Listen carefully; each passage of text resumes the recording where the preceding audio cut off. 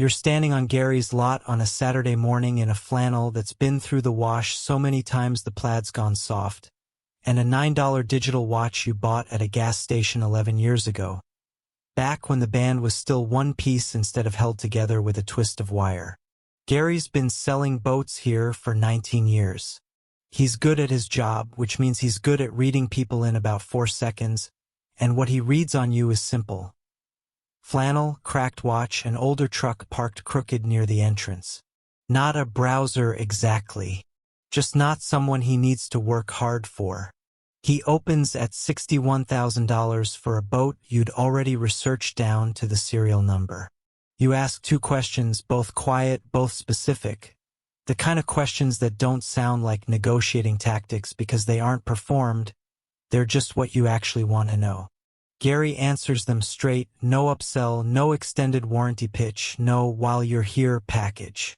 40 minutes later you're signing paperwork for $46,500. Cash, no financing markup, because Gary never once thought there was room to lose the sale by pushing. He shakes your hand like he's done you a favor. In a way, he has. He'll never know the man he just sold a boat to is worth $22 million. Or that the watch on your wrist has done more work over the last decade than almost anything else you own. The watch wasn't always the strategy. 12 years ago, closing your first real business lease, you wore the sharpest suit you owned and a watch you genuinely saved 3 months to afford, because you believed, the way most people believe without ever testing it, that looking successful was part of being taken seriously in a room like that. The broker across the table, professional, unhurried, quoted you a number technically inside market range but noticeably above the comps you'd already pulled. You didn't push.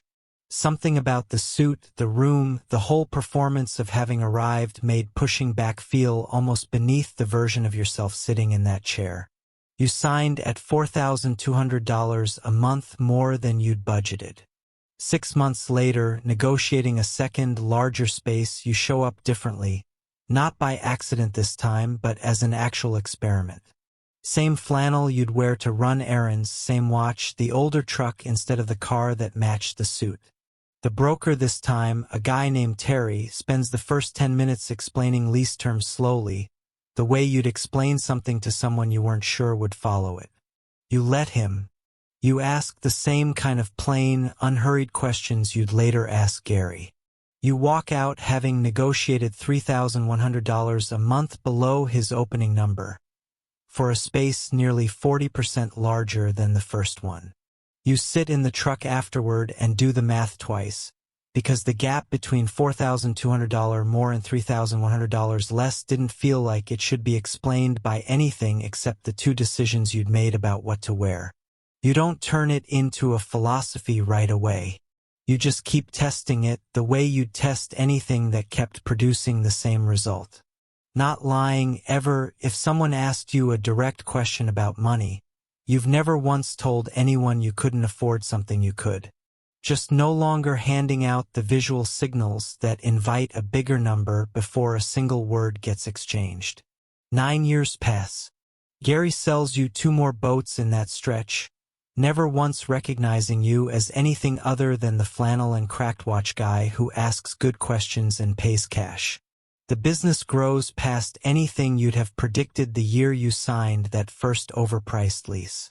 The watch stays exactly the same crack, same twist of wire holding the band together, through all of it.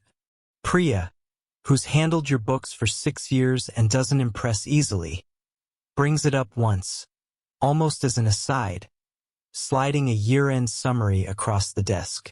You know, she says, glancing at your wrist without quite meaning to, you could buy the dealership at this point, several times over.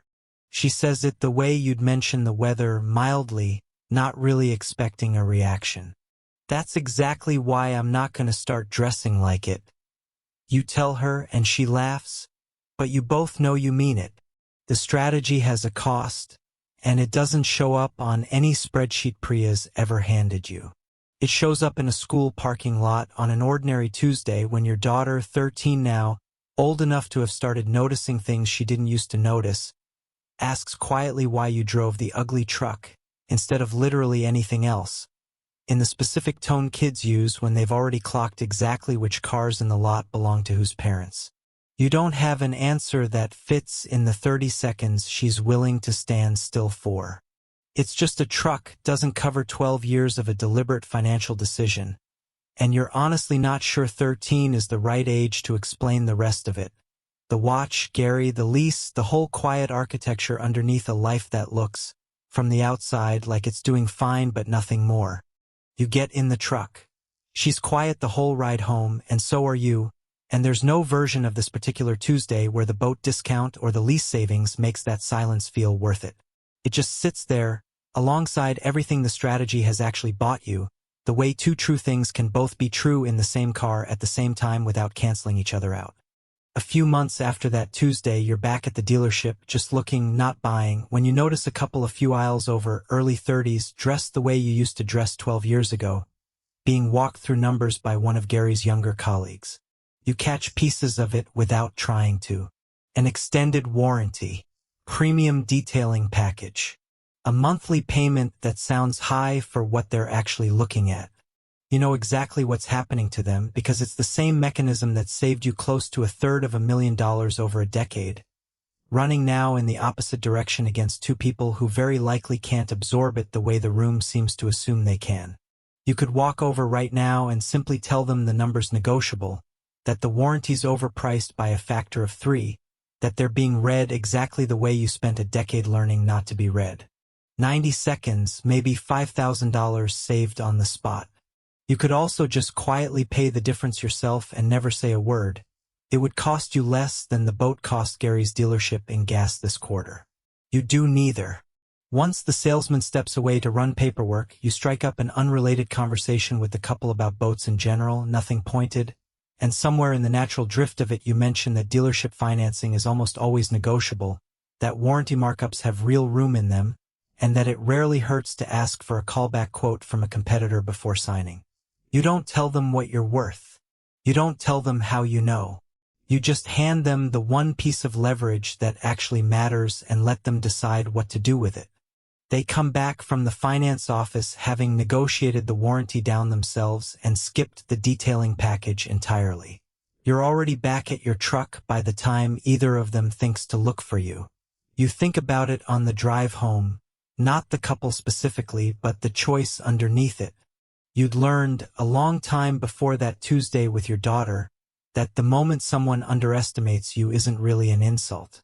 It's the only moment you're actually free to negotiate honestly, because for that one moment, nobody in the room is trying to manage what you'll say yes to. Gary still doesn't know what he's sold, 3 times now, to a man in a $9 watch.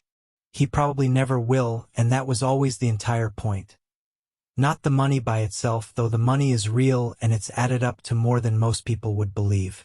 The point was moving through the world as exactly what you appear to be, while quietly being something else entirely underneath it, and accepting that some of the people who matter most to you will occasionally wish you looked like it a little more.